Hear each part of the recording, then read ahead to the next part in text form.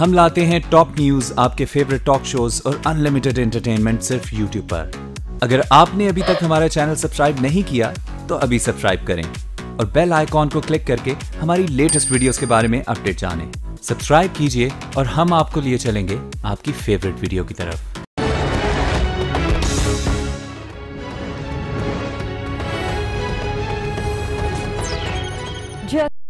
Programme میں سب سے پہلے بات کریں گے نواز شریف صاحب کی عدلیہ اور فوج کے خلاف نئی جنگ کے حوالے سے۔ آمروں اور عدلیہ کے گٹھ جوڑ کو مستحکم نہیں ہونے دیا۔ سابق وزیر اعظم نواز شریف کراچی کے دو روزہ دورے پہ ہیں اور آج انہوں نے ایک سیمینار سے جس کا عنوان تھا پاکستان میں جمہوریت کا مستقبل، وہاں پر خطاب کرتے ہوئے بہت جارحانہ رویہ اپنایا، پاکستان کی تاریخ کھول کے عوام کے سامنے رکھ دی، جو کہ کسی سے ڈھکی چھپی نہیں ہے، لیکن جو لہجہ تھا اور جو انداز بیان تھا سابق وزیر اعظم نواز شریف صاحب کا بہت جارحانہ تھا اور بہت نواز شریف صاحب نے کیا کہا آج کراچی میں بات کرتے ہوئے، خاص طور پہ عدلیہ آمروں کے گٹھ جوڑ کے حوالے سے، نظریہ ضرورت کے حوالے سے، جمہوریت کو عدلیہ اور ڈکٹیٹرز کی طرف سے نقصان پہنچے، ذرا سنیے گا۔ جب بھی جمہوریت اپنے پاؤں پر کھڑا ہونے کی کوشش کرتی ہے، جب بھی عوام نے اپنے آزادانہ مرضی کا اظہار کیا، جب بھی ملک میں پارلیمانی جمہوریت کا تاثر ابھرا اور جب بھی افراتفری اور انتشار کے بجائے جمہوریت استحکام کے آثار پیدا ہوئے، جمہوریت پر کلہاڑا چلا دیا گیا۔ یہ پاکستان میں جمہوریت کا جو مستقبل ہے، یہ مسلسل ہمارے لیے سوالیہ نشان کیوں بنا ہوا ہے؟ یعنی ضرورت اس کام کو بھی قانونی بنا دیتی ہے، ترجمہ یہ ہے، ضرورت اس کام کو بھی قانونی بنا دیتی ہے جو بصورت دیگر غیر قانونی ہوتا ہے۔ آئین ہار گیا، جمہوریت ہار گئی، پاکستان ہار گیا، دریا ضرورت جیت گیا۔ یہ ملک کی اگر سمت سیدھی کرنی ہے، ہمیں سخت فیصلے کرنے پڑیں گے انشاءاللہ۔ جب بھی جمہوریت پر حملہ ہوا، عدلیہ کے نظریہ ضرورت کی سوچ رکھنے والے آمروں کا ساتھ دیا۔ آمروں اور عدلیہ کے گٹھ جوڑ نے جمہوریت کو مستحکم نہیں ہونے دیا۔ اس پارلیمنٹ کے اب صرف 4 ماہ باقی رہ گئے ہیں، لیکن بے یقینی کی دھند آج بھی موجود ہے۔ انتخابات کے حوالے سے جتنی گرد اڑائی گئی اس سے بھی آپ واقف ہیں، بلوچستان میں کیا ہوا اس سے بھی آپ واقف ہیں نا، کہ انشاءاللہ پاکستان میں جمہوریت کا مستقبل روشن اور تابناک ہے۔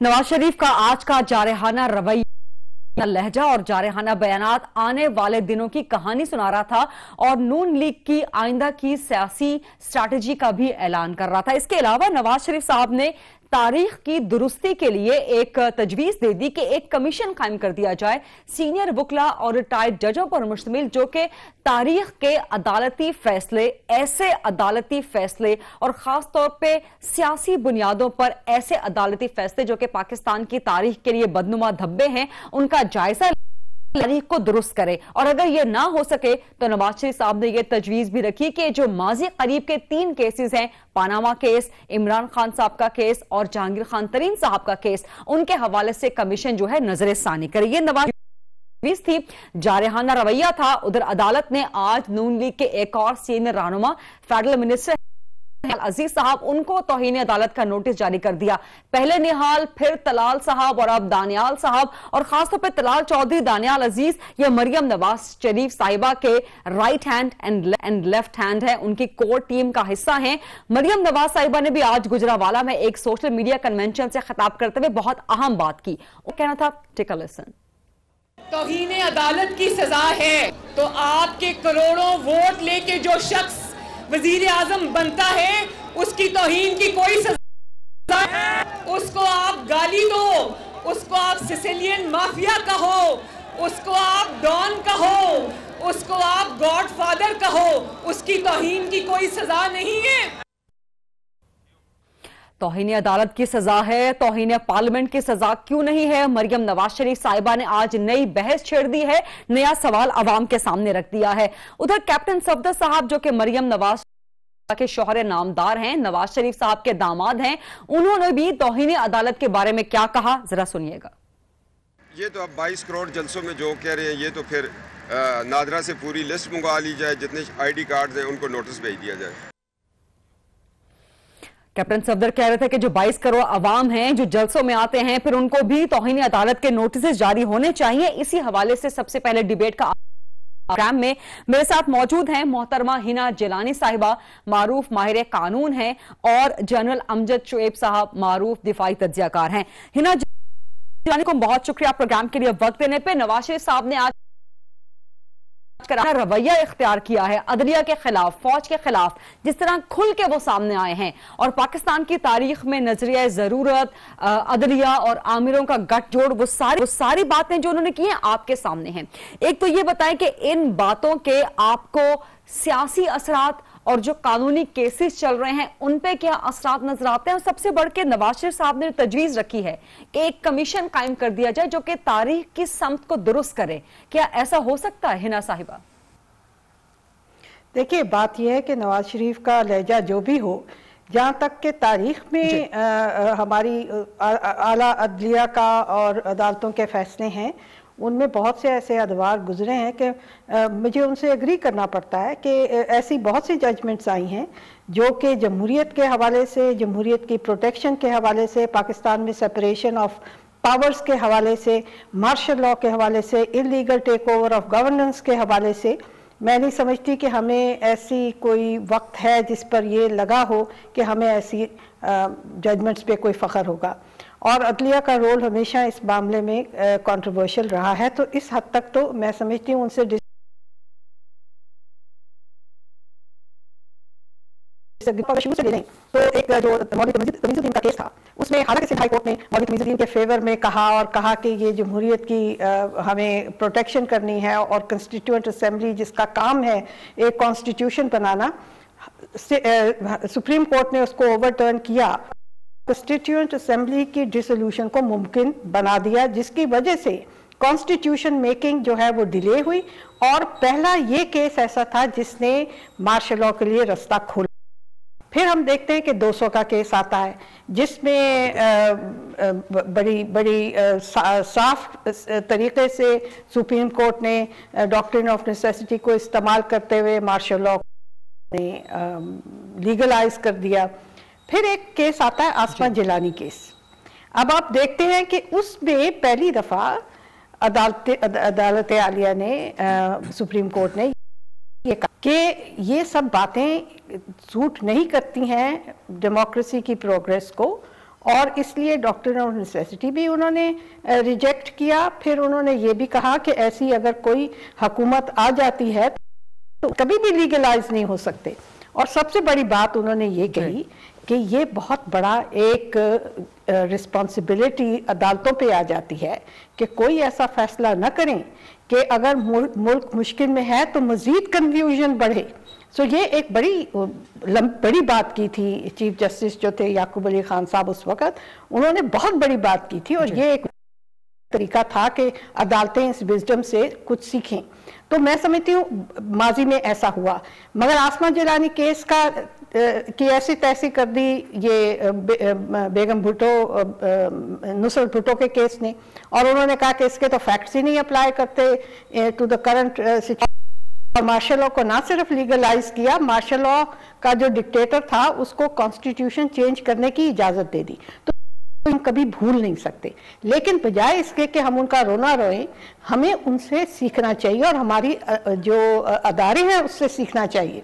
तो यहाँ तक एक मैं समझती हूँ जो इनकी तजवीज़ है कि एक कमीशन बैठे, मैं समझती हूँ कमीशन तो खैर मेरा नहीं ख्याल कि अब कोई ऐसी बैठनी चाहिए, लेकिन हमारे हिस्टोरियंस को, हमारे जो यूनिवर्सिटी और अदारे हैं जहाँ डिस्कस होती हैं और बच्चों को बताई जाती हैं, वहाँ परसेप्शंस करेक्ट करने की ज़रूरत है।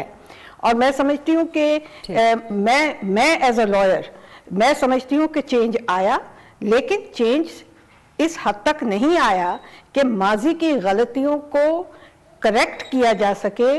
नई जुडिशरी की वजह से यहाँ क्राइसिस आते हैं, जुडिशरी उसका नोटिस भी लेती है। अव्वल तो पॉलिटिकल केसेस اس کو جوڈیشری کو اوریجنل جورسڈکشن اپنی استعمال نہیں کرنی چاہیے، لیکن اگر وہ سمجھے کہ ہم نے کرنی ہے تو پھر جسٹس یعقوب علی کا جو کوشچن ہے اس کو بھی سوچے کہ ایسی ججمنٹس نہ دیں کہ مزید کنفیوژن اور ڈیموکریسی جو ہے وہ کمزور ہو.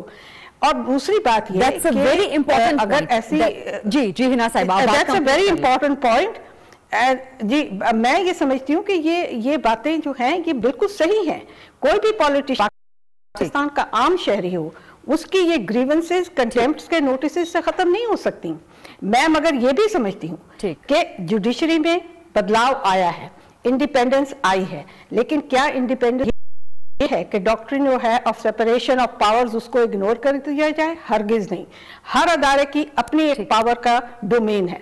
آپ اگر جو بھی ججمنٹ دیتے ہیں ویری امپورٹنٹ پوائنٹ ہنا جنانی صاحبہ، آپ سمجھتے ہیں کہ کمیشن تاریخ کی جمہوریت بنانے کی ضرورت نہیں ہے، لیکن آپ یہ بھی سمجھتے ہیں کہ ٹھیک ہونا چاہیے اور اس کے لیے کوئی course of action, line of action کوئی اور ہونا چاہیے جو کہ ہونا چاہیے. اور جن امجد شعیب صاحب، فوجی آمروں پہ بہت تنقید کی ہے، فوج پہ بہت کھل کے بہت جارحانہ تنقید کی ہے، عدلیہ اور آمروں کے گٹھ جوڑ پہ تنقید کی ہے، جنرل مشرف کے خلاف سزا کے حوالے سے سوال اٹھائے ہیں. کیسے دیکھتے ہیں آپ؟ دیکھیں جی، یہ اعتراض فوجی آمروں کے اوپر کیا جاتا ہے وہ بالکل درست ہے. آمریت کسی بھی ملک کا فیوچر نہیں ہونا چاہیے. ڈیموکریسی ہی سیولائزڈ جو دنیا ہے اس میں وہی ایک طرز حکومت ہے. اسی کی بہتری، اسی کو امپروو کرنے کے بارے میں کوشش کرنی چاہیے اور اسی میں ایسی امپروومنٹس لائی ہیں جس سے وہ زیادہ ریپرزینٹیٹیو ہو اور اس کے ساتھ ساتھ وہ عوام کے لیے کام کرے، نہ کہ میاں صاحب کے لیے. میاں صاحب کا تو آپ دیکھ لیجئے کہ عوام کا کہیں ذکر ہی نہیں. جب سے یہ فیصلہ ان کے خلاف آیا ہے وہ سوائے اپنی جان کے رونے کے اور نہیں ہے. تو ایسا خود غرض آدمی میں نہیں سمجھتا کہ وہ کوئی ملک کو کچھ دے سکتا ہے. اب صورتحال یہ ہے کہ اگر مثال کے طور پہ میاں صاحب کی تجویز مان لی جائے کہ ایک کمیشن بنا دیا جائے جو یہ سارے معاملات کرے، تو سب سے پہلے تو آپ دیکھیں جو میاں صاحب کو جب فارغ کیا تھا غلام اسحاق خان صاحب نے، اور اس وقت جو نسیم حسن شاہ صاحب کی عدالت نے فیصلہ دیا تھا، سب سے پہلے وہ فیصلہ ریورس ہوگا. اس میں چمک تھی، اس میں آپ کو یاد ہوگا کہ بہت کچھ کہا گیا اس کے، اور میاں صاحب کو خود سمجھ لگ جائے گی کہ وہ فیصلے پرانے جو آج دن تک ان کے حق میں ہوتے رہے، وہ جسٹس قیوم ڈھونڈتے ہیں ہر جگہ، ہر عدالت میں، کہ وہ مل جائے تاکہ وہ ان کے تابع ہوں. یہ چیزیں اب آہستہ آہستہ ختم ہوتی جا رہی ہیں. اب دوسری طرف چیزیں مجھے ماشاءاللہ سے بہت زیادہ مجھے چڑ ہے، میں اس کو دیکھنا نہیں چاہتا. ماشاءاللہ میاں نواز شریف جیسے کرپٹ لیڈر جن کا کوئی مقام نہیں، جن کی کوئی ہستی نہیں تھی، ان کو لا کے آپ کے سروں پہ ماشاءاللہ والوں نے کھڑا کر دیا، کیونکہ ان کو ساتھ وہی دیتے ہیں. کیونکہ ماشاءاللہ پہلے 2-3 سال تو ماشاءاللہ ہوتا ہے، پھر وہ جمہوریت کا ایک لبادہ اوڑھ لیتے ہیں اور یہ سیاستدان ان کے ساتھ مل جاتے ہیں. تو کمیشن وہ بنے جو ان سیاستدانوں کو بھی تار تار کرے جنہوں نے ماشاءاللہ کا ساتھ دیا، ان ججائے جن ججز نے نظریہ ضرورت استعمال کیا، اور ان ماشاءاللہ ڈکٹیٹرز کا بھی بالکل ان کا بھی اسی طرح تیا پانچا ہونا چاہیے. کیونکہ اس طرح صرف ایک شخص کو عدالت کو مورد الزام ٹھہرا کے آپ اپنی جان نہیں چھڑا سکتے اور نہ ہی اپنا نظام صاف کر سکتے ہیں. اس نظام کے گندے انڈے وہ ہیں جو آج بھی پارلیمنٹ میں بیٹھے ہیں، جو مشرف کا ساتھ دے رہے تھے. مشرف کا ساتھ دینے والے آج باعزت ہیں. انہوں نے لا کے اس کو اپنا وزیر قانون بنایا، جس نے کہ اس کو ڈرافٹ کر کے دیا تھا ایمرجنسی کا وہ قصہ. تو کیا آپ مشرف کو سزا دے کے لوگوں کو ان کی صفائی کر لیں گے؟ تو پھر بچ گئے. اگلا ماشاءاللہ لگا یہ کیونکہ ان کو پتا ہے کہ ان کا تو معاملہ یہ بھی ویلڈ پوائنٹ ہے. تو اگر یہ بھی بہت ویلڈ پوائنٹ ہے. صاف کرنا ہے، آپ نے نظام کو صاف کرنا ہے تو ایک کمپریہنسو کمیشن بالکل بٹھائیں اور ان لوگوں کے گریبان پکڑیں جنہوں نے ماشاءاللہ کا ساتھ دیا، جنہوں نے ماشاءاللہ کی آڑ میں تاریخ کو درست کرنا ہے، نظام کو درست کرنا ہے، تو پھر ایک کمپریہنسو کمیشن بنایا جائے. بہت بہت شکریہ جناب امجد شعیب صاحب، ہنا جیلانی صاحبہ اس ڈیبیٹ میں حصہ لینے کے لیے. Let's take a short break in programme, اور اس کے بعد جب واپس آئیں گے تو بات کریں گے عمران خان اور پرویز خٹک کے خلاف نیب کی کارروائی کا.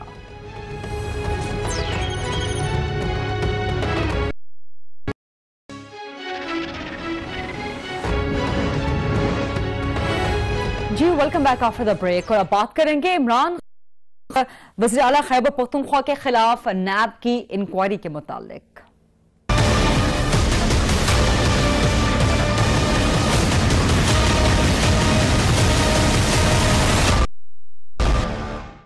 पाकिस्तान तहरीक इंसाफ के सरबराह इमरान खान साहब पर इल्जाम है कि उन्होंने खैबर पख्तूनख्वा का सरकारी हेलीकॉप्टर गैर सरकारी दौरों के लिए इस्तेमाल किया और कुछ इस तरह से इस्तेमाल किया कि उसका खर्चा, उसकी लागत, उसके टूर्स की लागत पर घंटे की लागत, फी घंटे की लागत जितनी बनती है उससे कम अदा की गई।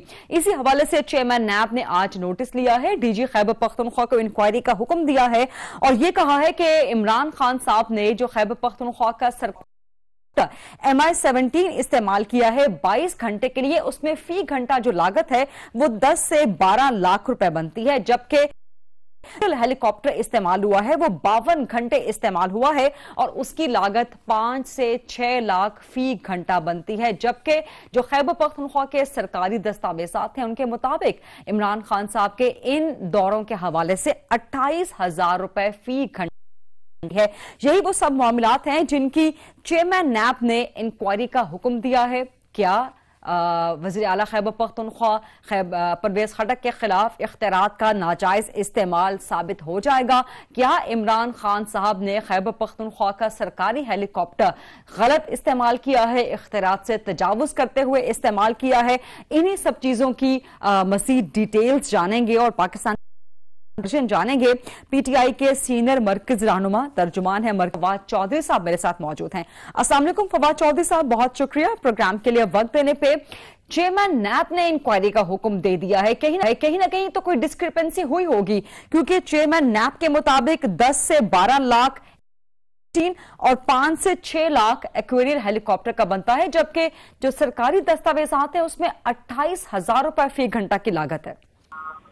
देखिए, पहली बात तो यह है कि जहां पर भी इस तरह शिकायत आपको यकीनन इंक्वायरी करनी चाहिए और चेयरमैन नायब ने दुरुस्त काम किया है कि उन्होंने इसको इंक्वायरी जो है वो होल्ड की है। इसी तरीके से जो हम समझते हैं खैबर पख्तूनख्वा हुकूमत जो है उसकी भी जिम्मेदारी है कि वो इसका जवाब दे। अब जहां तक इमरान खान के जहाज इस्तेमाल करने का मामला है, इमरान खान ने 1 मिनट के लिए भी जहाज जाती जरूरत के लिए इस्तेमाल नहीं किया। जो तमाम इवेंट्स जो हैं जहां पर खैबर पख्तूनख्वा की हुकूमत इमरान खान को इवेंट्स की ब्रांडिंग के लिए उनको रिक्वेस्ट करती है, वो वहां पे जाते हैं। और जब खैबर पख्तूनख्वा की हुकूमत उन्हें रिक्वेस्ट करेगी आने की, जो हेलीकॉप्टर है या उनके जो वज़रा है जो इमरान खान के साथ जाते हैं, उनकी इंटाइटलमेंट है। मिसाल के तौर के ऊपर जो गवर्नर खैबर पख्तूनख्वा है, अगर आप उसका मंगवाएंगे जब लॉग बुक, तो आपको ये जान के हैरत होगी कि पूरी खैबर पख्तूनख्वा हुकूमत ने उतना हेलीकॉप्टर इस्तेमाल नहीं किया जितना सिर्फ एक गवर्नर साहब ने इस्तेमाल किया है। इसी तरह से लेकिन ये जो प्रेसिडेंट सेट हुआ है, इसको आज हमने अपनी कमेटी में भी डिस्कस किया है, हमने इसको खुशामदीद भी कहा है और हम अलबत्ता ये जरूर चाहते हैं कि जो पंजाब हुकूमत का हेलीकॉप्टर हमजा शहबाज साहब इस्तेमाल करते हैं, मरियम नवाज साहिबा जो प्राइम मिनिस्टर का जहाज इस्तेमाल, इसी तरह से जो यहाँ पे जो सिंध हुकूमत के जहाज जिस तरीके से इस्तेमाल होते हैं, उनका भी अगर चेयरमैन नैब साथ ही नोटिस ले ले तो लोगों को जरा अवेयरनेस भी हो जाएगी और पता भी चल जाएगा कि फवाद साहब आप बिल्कुल ठीक कह रहे हैं, आप बिल्कुल ठीक कह रहे हैं। जहां जहां पर इस किस्म की डिस्क्रिपेंसी है या सरकारी मराहल इस्तेमाल किया जा रहा है नाजायज निजी अफराद की तरफ से, वो जरूर तहकीकात होनी चाहिए। लेकिन पाकिस्तान तहरीक इंसाफ पे सवाल इसलिए ज्यादा उठाया जाता है कि आप लोग तब्दीली का दावा करते हैं, आप लोग कहते हैं कि जो बाकी लोग गलत काम कर रहे हैं, हुकूमतें गलत काम कर रही हैं, वो पीटीआई नहीं करती बतौर जमात और बतौर गवर्नमेंट, इसलिए आप लोगों के साथ सवाल भी ज्यादा उठाया जाता है। आप कह रहे हैं कि कहीं पर भी इमरान खान साहब ने निजी मकासद के लिए इस्तेमाल नहीं किया, लेकिन जो आज नैब की प्रेस रिलीज आई है उसके मुताबिक इमरान खान साहब ने गैर सरकारी दौरों के लिए सरकारी वसाइल इस्तेमाल किए हैं। अच्छा, पहली बात तो यह है कि कितनी और जमातें हैं जो ये ऐसी तहकीकात को वेलकम करेंगी। तो सवाए पाकिस्तान तहरीक इंसाफ के कोई और सियासी जमात है नहीं जो कि इसको जो इस तहकीकात को वेलकम करे।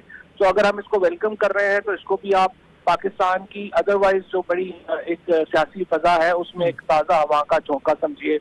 दूसरी बात यह है कि ये न्यूज़ अखबार की एक रिपोर्ट के ऊपर उन्होंने ये इंक्वायरी जो है वो मांगी है। न्यूज़ अखबार से, जंग ग्रुप से जितनी हमारी मोहब्बत है वो आपको भी पता है, और हम समझते हैं खैबर पख्तूनख्वा हुकूमत इसका जब जवाब देगी तो वाज़े भी हो जाएंगे और आपको हकीकत का भी पता चल जाएगा। लेकिन फवाद साहब, इसको द न्यूज या जंग अखबार या जियो ग्रुप के हवाले से कनेक्ट करके तो राह फरार इख्तियार नहीं की जा सकती है। तो वही मामला है कि मर्दानी के बारे में सवाल किया गया इमरान खान साहब से, उन्होंने कहा कि जी आप जंग और जियो के हैं, आप मीर शकील के मुलाजिम हैं, इसलिए सवाल कर रहे हैं।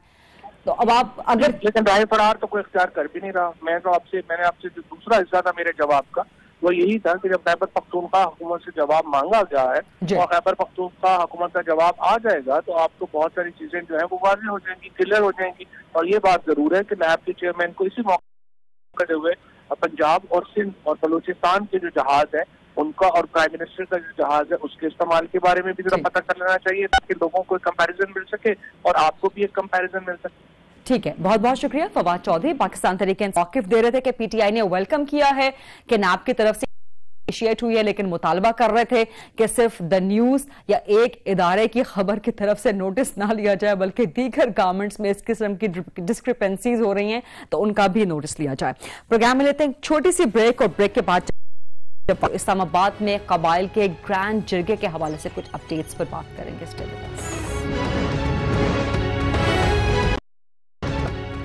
जी welcome back after the break और अब बात करेंगे इस्लामाबाद में कबाइल का बहुत बड़ा जिरगा जारी है। नकीब महसूद के कत्ल के खिलाफ मुतालिबात भी उनके सामने आ गए हैं।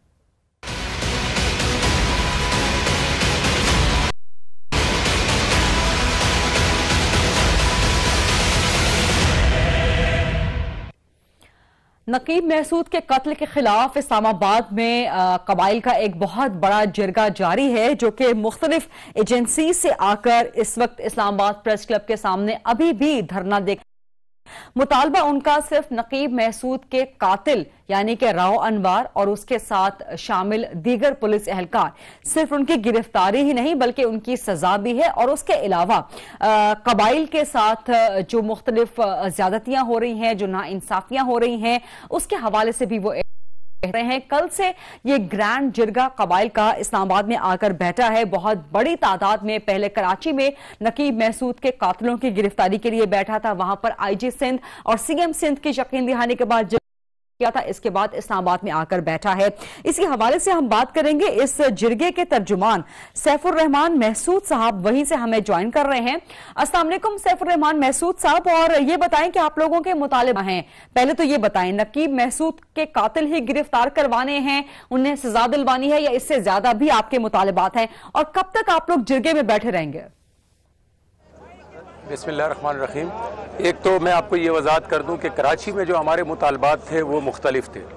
उसकी वजह ये थी कि कराची के हालात के मुतालिक थे। उसमें सर फहरिस्त मुतालबा राव अनवर की गिरफ्तारी था और उसकी टीम की गिरफ्तारी का था, जो कि मुतालबा यहाँ सर फहरिस्त वही है। लेकिन यहाँ के लोगों के जो मुतालबात से, क्योंकि यहाँ से फाटक का बेल्ट लगता है, वजीरिस्तान का इलाका है, उसके हवाले से यहाँ कुछ उसमें मुतालबात मजीद ऐड किए गए हैं जो कि माइंस से मुंसलिक हैं कि जो इलाकों में माइंस वगैरह लगी हुई हैं, नुकसानात हुए हैं। इसी साल में तकरीबन 78 के करीब लोग हैं उससे जो है अपने आज़ा से हाथ धो बैठे हैं, औरतें, बच्चे, बूढ़े, और उसमें कोई 18 के करीब लोग शहीद हो चुके हैं। तो एक तो उसमें ये मुतालबा मजीद शामिल है, और एक मुतालबा उसमें मजीद शामिल है कि जो लोग मावराए अदालत कत्ल किए गए हैं, जिनको शहीद किया गया है, उनके लिए एक्स्ट्रा सुप्रीम कोर्ट के ज़ेर साया जो है एक कमीशन तरतीब दिया जाए ताकि उनका पूरे फाटा में और पूरे उसमें मुल्क में जो लोग मारे गए हैं उसकी दोबारा से असर तहकीकात हो सके।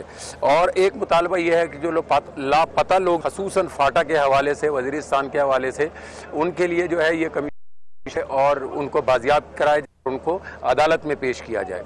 एक और मुतालबा है जो यहाँ के हवाले से अहमियत रखता है खसूसन वजीरिस्तान में कि वहाँ पे जब कोई नाखुशगवार आता है तो फिर आम लोगों को जो है वो गिरफ्तार कर लिया जाता है, उनको सर्च ऑपरेशन शुरू हो जाता है, कर्फ्यू लग जाता है।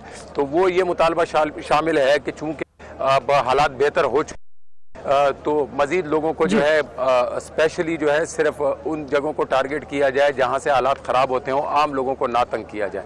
तो ये बड़े साफ और आम से मुतालबात हैं, इसमें कोई ऐसी चीज़ नहीं है जो अदालत के दायरा कार से बाहर है या पाकिस्तान के आइन से बाहर हों। ये मुतालबात हैं यहाँ के, और ये हमने पेश किए हैं आपके सामने। बाकी भी अच्छा सैफुर रहमान साहब, जरा दोबारा क्लियर कर दीजिए کمیشن کے قیام کا مطالبہ آپ کا کس سے ہے؟ گورنمنٹ سے ہے یا سپریم کورٹ سے ہے؟ یہ سپریم کورٹ سے مطالبہ ہے کہ سپریم کورٹ ایک ایسا کمیشن دے، آزاد کمیشن بنائے جو تمام جو ماورائے عدالت جو ہے انکاؤنٹر ہوئے ہیں سر نو تحقیقات کی جا سکے تاکہ آزادانہ طور پہ اس کے حقائق سامنے آ سکے عوام کے سامنے۔ اچھا ٹھیک ہے، اور اب مطالبات تو آپ کے سامنے آ گئے ہیں، تو اب آپ یہ کل سے لے کر ایک گرینڈ جرگہ آپ لوگ احتجاج پہ بیٹھے ہوئے ہیں، دھرنے پر بیٹھے ہوئے ہیں، تو کب تک بیٹھے رہیں گے؟ کوئی ٹائم پیریڈ ہے سپریم کورٹ کے لیے کہ 1 ہفتے میں، 2 ہفتے میں یا 1 مہینے میں بنا دیا جائے، تب تک بیٹھے رہیں گے یا اپنا جرگہ آپ لوگ واپس لے جائیں گے، دھرنا ختم کر دیں گے؟ ٹائم پیریڈ کیا ہے آپ کے پاس؟ یہ ٹائم پیریڈ تو ہم آپ کو نہیں دے سکتے، لیکن یہ پرامن طور پہ لوگ بیٹھے ہوئے ہیں اور یہ مطالبات پیش کر دیے ہیں، اور میں سمجھتا ہوں اس غیر آئینی شک شامل نہیں ہے کہ جسے قبول نہ کیا جا سکے۔ تو حکومت وقت کو چاہیے کہ جلد سے جلد ان مطالبات کو حل کرے تاکہ یہ لوگ اپنے گھروں کو جا سکے، اور اگر یہ مطالبات حل نہیں ہوتے تو یہ یقینی بات ہے کہ پھر یہ جرگہ جو ہے، جس جرگے نے آج یہ فیصلہ کیا ہے، جرگہ پھر اپنے آگے لائے عمل کا اعلان کرے گا۔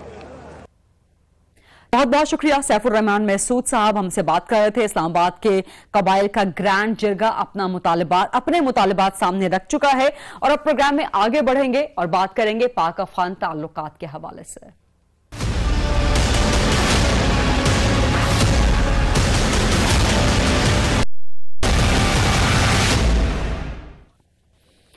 بدھ کو افغانستان کی طرف سے اعلیٰ وفد پاکستان آیا تھا، اور پاکستان میں بھی اعلیٰ سطحی وفد کے ساتھ اس کی ملاقات ہوئی تھی۔ ملاقات کا مقصد یہ تھا کہ کابل میں گزشتہ کچھ عرصے میں جو بہت بڑے بڑے اٹیکس ہوئے ہیں ان کے حوالے سے پاکستان اور مل کے دہشت گردی کے خلاف لایا عمل بنا سکیں۔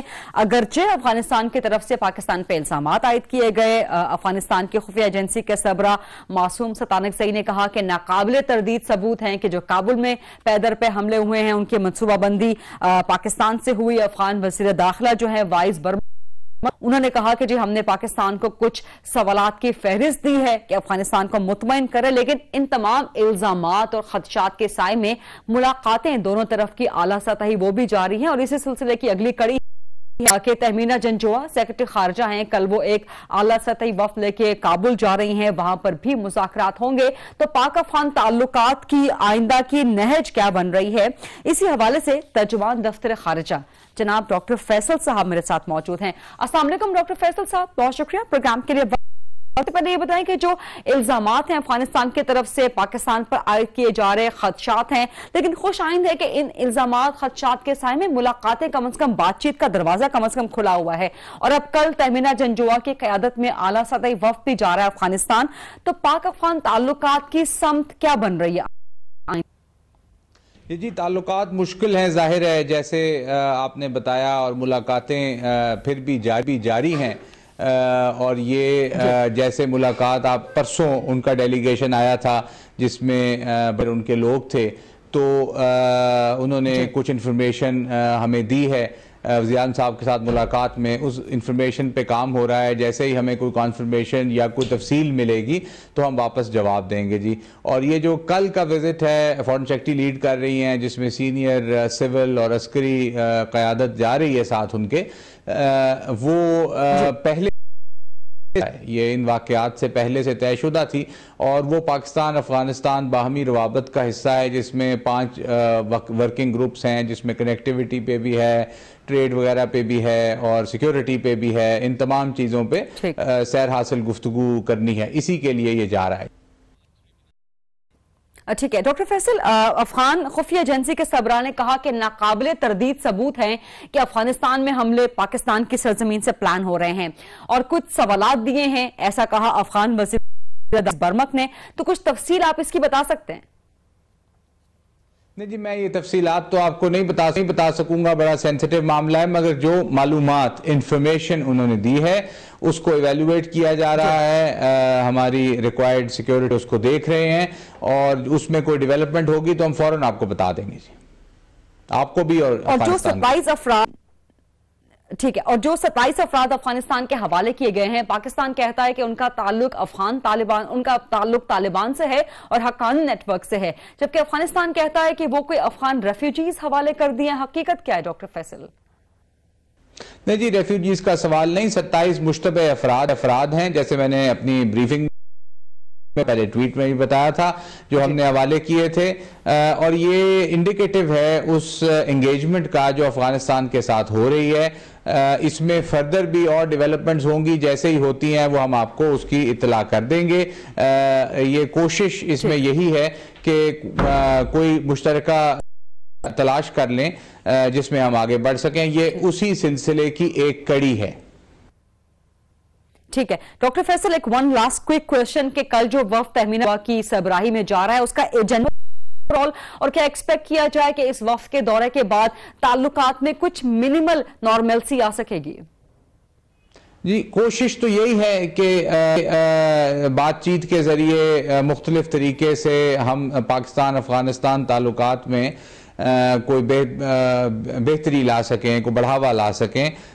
اس کے ایجنڈا جیسے میں نے کہا کہ ہم نے ورکنگ گروپس پروپوز کی، مختلف ورکنگ گروپس بن جائیں جو کہ سیر حاصل بات کریں دونوں ممالک کے بیٹھ کے۔ وہ ورکنگ گروپس جو ہیں وہ ملیں گے وہاں پہ اور اس میں کافی تفصیل سے بات ہوگی، باقی بات ہو سکتی ہے یہ تو اب کل واپس آتے ہیں وہ تو پھر پتہ چلے گا جی کیا صورتحال بنتی ہے۔ ٹھیک ہے، بہت بہت شکریہ دفتر خارجہ ڈاکٹر فیصل صاحب پروگرام میں بات کرنے کے لیے۔ یہ تھا آج کا پروگرام، دیکھنے کا شکریہ۔ I'll see you tomorrow. اللہ حافظ۔